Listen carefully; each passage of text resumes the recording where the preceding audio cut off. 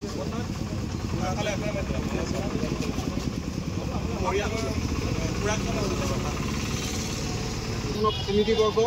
তথা আজি আমাৰ মাজত উপস্থিত থকা বিশিষ্ট গোলাঘাটৰ জ্যেষ্ঠ সাংবাদিক শ্ৰদ্ধাৰ দীপেন দত্ত ডাঙৰীয়া, দশমী দুৱাৰৰ শ্ৰদ্ধাৰ পৰিয়ালবৰ্গ আহি উপস্থিত হৈছে। আপোনালোকে গম পাইছে যে কিদৰে বনকৰ্মী দশমী দুৱাৰাৰ এক ৰহস্যজনক মৃত্যুক কেন্দ্ৰ কৰি সমগ্ৰ গোলাঘাটত এক চাঞ্চল্যৰ সৃষ্টি হৈছে। আমি পোনপ্ৰথমৰ পৰাই সমগ্ৰ বিষয়টোক লৈ সন্দেহ প্ৰকাশ কৰিছিলে।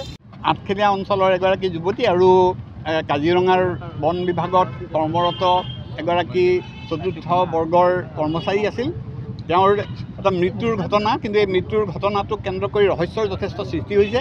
এতিয়া এইটো কোনোবাই তাক এটা আত্মহত্যাৰ ঘটনা বুলি তাক আচলতে সজাবলৈ চাইছে আৰু বহু সংখ্যক, কিন্তু কোনো এইটো পতিয়নযোগ্য হোৱা নাই। বিভিন্ন ধৰণৰ কাৰণ আৰু বিভিন্ন ধৰণৰ যিবিলাক সমল ইতিমধ্যতে পাইছে সকলোৱে, এতিয়া সেইটো কাৰণে সকলোৱে এইটো এটা সন্দেহ কৰিছে যে এইটো আত্মহত্যাৰ ঘটনা নহয়, ইয়াৰ লগত অন্য ধৰণৰ কোনো ৰহস্য সৃষ্টি হৈছে।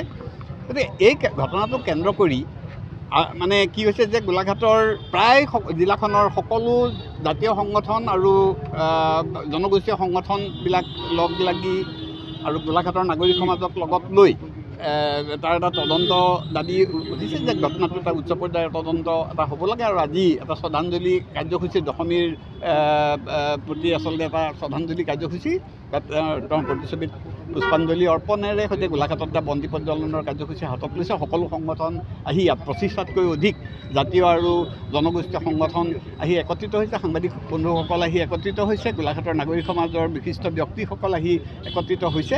গতিকে আমিও আজি আচলতে এই মঞ্চৰ এই মুহূৰ্তত আমিও আচলতে বিচাৰোঁ যে অসম পুলিচৰ প্ৰথম কৰ্তব্যটো হৈছে যে মানুহৰ এটা সন্দেহ হৈছে, মানুহে এটা তদন্ত দাবী কৰিছে আৰু আমি আশা কৰিম যে এইটো এটা উচ্চ পৰ্যায়ৰ এটা তদন্তৰে মানুহৰ এই যিটো সন্দেহ বা আচলতে এইটো এটা নিৰাময় এটা বঞ্জন কৰাৰ এটা দায়িত্ব আচলতে অসম চৰকাৰৰ এটা পবিত্ৰ কৰ্তব্য বুলি ভাবোঁ। গতিকে সেইটো নিশ্চয় চৰকাৰ প্ৰশাসনে সেইখিনি কৰিব লাগিব। আৰু আমি সেইটোৰ কাৰণে কালি যিখন নাগৰিক সভা হৈছে, সেই নাগৰিক সভাই এই ক্ষেত্ৰত সন্মানীয় আমাৰ মাননীয় মুখ্যমন্ত্ৰী মহোদয়ৰ হস্তক্ষেপ আচলতে কামনা কৰিছে। গতিকে আমি আজিও আচলতে আমি সেই কথাকে আমি আচলতে দোহাৰিছোঁ আৰু মই আজি দশমীৰ প্ৰতি মই মোৰ শ্ৰদ্ধা নিবেদন কৰি তেওঁৰ আত্মাৰ সদ্গতি কামনা কৰিছোঁ। চতুৰ্থ বৰ্গৰ বনকৰ্মী দশমী দুৱাৰাৰ যি ৰহস্যজনক মৃত্যু, আচলতে তাৰ বাবে আমি গোলাঘাটৰ বিভিন্ন জাতীয় জনগোষ্ঠীয় দল সংগঠন আৰু গোলাঘাটৰ নাগৰিক সমাজে একত্ৰিত হৈ আজি গোলাঘাটৰ এই গান্ধী মূৰ্তিৰ সন্মুখত আচলতে আমি ৰাজহুৱা শ্ৰদ্ধাঞ্জলি তেখেতৰ আত্মাৰ সদ্গতিৰ বাবে আয়োজন কৰা হৈছে। আৰু অহাকালিৰ পৰা আচলতে দশমী দুৱাৰৰ ন্যায়ৰ বাবে যাৱতীয় যি আচলতে চৰকাৰখনক প্ৰেছাৰ দিব পৰাকৈ যি আচলতে সঠিক তদন্তৰ বাবে আৰু উপযুক্ত ন্যায়ৰ বাবে আচলতে আমি গোলাঘাটৰ বিভিন্ন জাতীয় জনগোষ্ঠীয় দল সংগঠনে একত্ৰিত হৈ অহা কাইলৈৰ পৰা আমি অৱস্থান ধৰ্মঘটৰ দ্বাৰা কাৰ্যসূচী লৈছোঁ। আৰু বিভিন্ন সময়ত এই যেতিয়ালৈকে দশমী দুৱাৰৰ আচলতে উচিত ন্যায় নাপায়, তেতিয়ালৈকে আচলতে আমাৰ এই বিভিন্ন জাতীয় জনগোষ্ঠীয় দল সংগঠনৰ এই আন্দোলনৰ ধাৰাবাহিকতা অক্ষুণ্ণ ৰাখিম।